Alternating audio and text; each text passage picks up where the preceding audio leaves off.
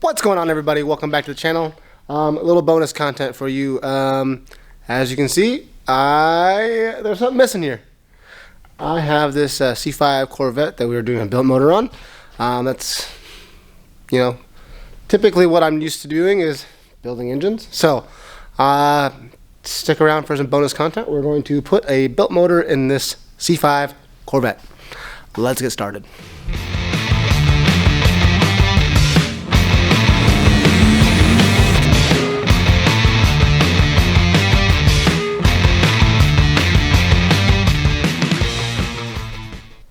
So here we are in my engine room. Currently have the short block already assembled. I went and got this thing put together, I think about 2 weeks ago. Got this thing all set up so that when I pulled the old stock motor out of the car, the new one was ready to go right away. So the only thing I needed was to pull the cam out of the other engine. And I had the new heads that we're going to put on it, and I had to pull the valve springs out of the old cylinder heads. So what I'm going to do now is I'm going to put the new, or the old dual valve springs into the new cylinder heads here, and get that all done. I got to seat the valves in the new heads, so I will get those all ground down. I'm going to just lap the valves because the cylinder heads that I got for this thing, the heads are perfectly fine, nothing wrong with them. I had them checked to make sure they were flat, all those things, but the valve seats and everything like that looked fine. So we're just going to lap the valves, put some valve springs in it. I got to put valve seals in it as well, because we can't go putting new heads and old valve springs, or old valve stem seals in. And then once I get that, we will head stud this and get tins on it, oil pump, cam, and get it ready, I think, basically to go back into that vet. I've got a lot of other upgrades for it, so I'm hoping once this is done this morning, I can show you what else is going to go in this thing, because there is a ton of stuff for it, and I can't wait to hear what it's going to sound like, because it's going to be completely different than it was when it started. So let's get this thing put together. I've got not a ton of stuff to do, but a decent amount, so we're going to get started with putting these heads together. I'll show you that, and we'll go from there. So like I showed in the last cylinder head, see this the seat right here? This is where this valve is going to come in contact with the cylinder head. So see how that's going to sit there? Basically what we're going to do is on this valve, see that line there? We're just going to clean that seat up and make sure that there's no debris or carbonation or anything like that on that, as well as clean this valve up, get it nice and clean, and then we will put it all together and assemble it with the new valve spring, and that will make a nice sealed combustion chamber. And then yeah, it's, like I said, this is the simple way to do it. It's not the overcomplicated where you need a bunch of machines to cut valves and do all that stuff. This is if you're just going in and refreshing a set of heads. If I was gonna put valves in it, we would have a valve job done on this. I would have it, the valves cut in it, the seats cut, and the valves cut to those seats.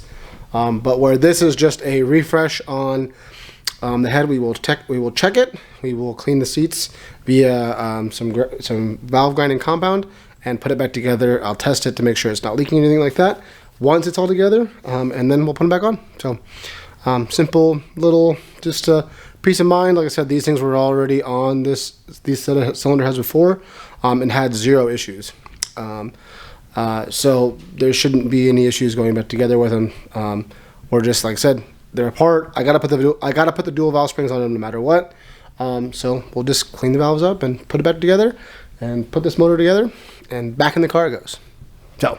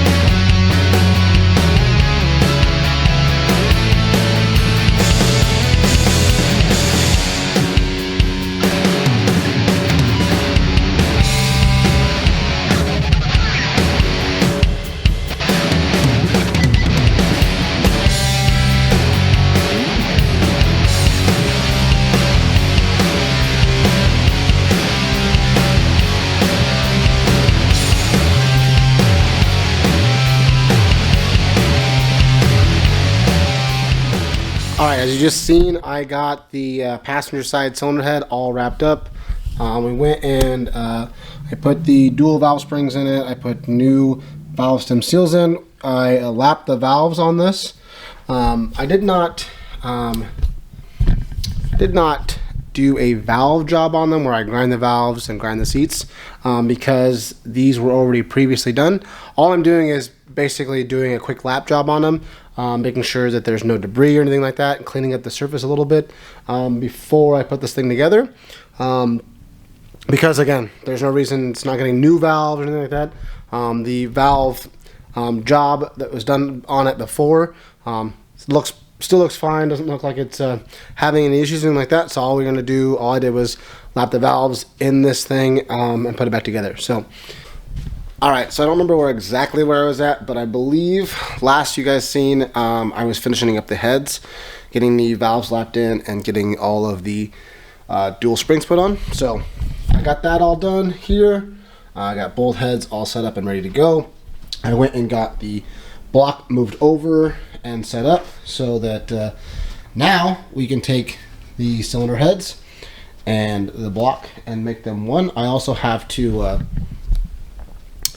clean up the cam from before, get the lifters installed, new lifter trays. One of the things that we do on these LS's is no matter what, I don't care if you just put this thing together and you're just refreshing it for the season, or if it's been together forever and it's got 100,000 miles on it. If I am pulling the heads off this thing and we are going to do anything, we are always going to replace the lifter trays. Not every time will I replace the lifters.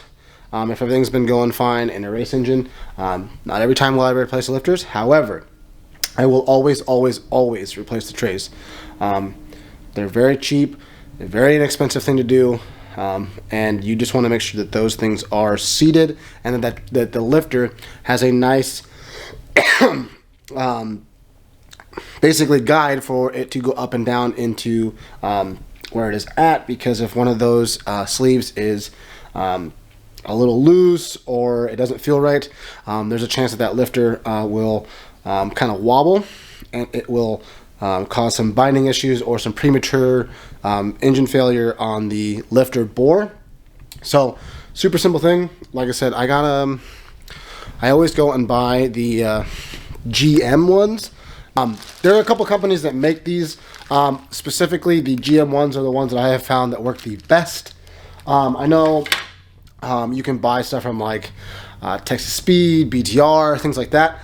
Those all work really good. But typically, I just buy the GM ones. I think they're about the same price as all the other ones that are out that are aftermarket. But yeah, that's one of the things that we do every single time. Like I said, no matter what, it gets lifter trays.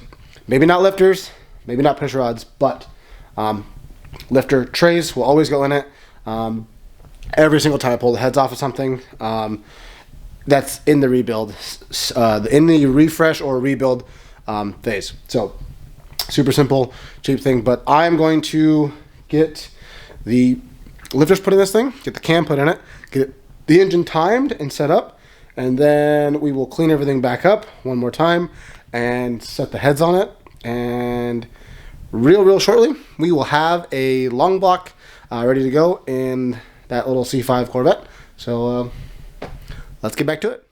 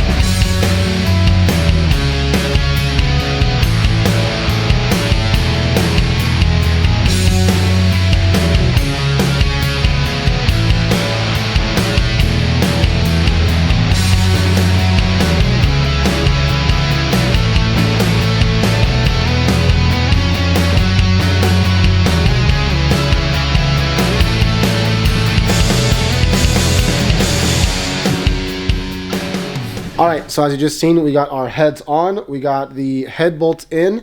Everything is just hand tight right now. We went and cleaned everything up, got our head gaskets on, got our new ARP hardware in it. Everything is just a hand tight as of right now. We're going to go in 3 steps to, I believe, 80 foot-pounds. And then once we get there, we will double check with you after that, and we will get started putting the oil pump and the rest of the front cover and everything like that on this thing. But right now, got to torque some head bolts up. So let's dive into getting everything all torqued down and hopefully have a complete motor here very shortly.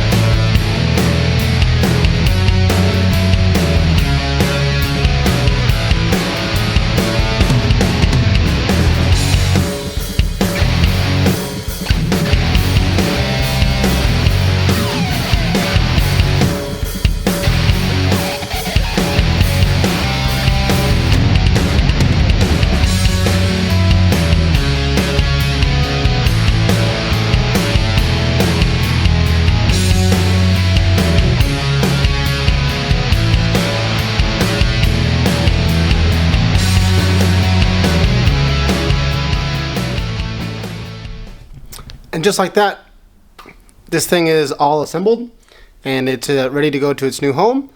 Well, it's ready to go back in its home. New home? Same thing, I guess. This thing is all assembled. I got it all taped up. It is ready to go back into this Corvette. Unfortunately, some things have snowballed here. And, well, let's just say our little C5. Yeah, so off camera, I kind of got a little carried away and some things snowballed. And, yeah.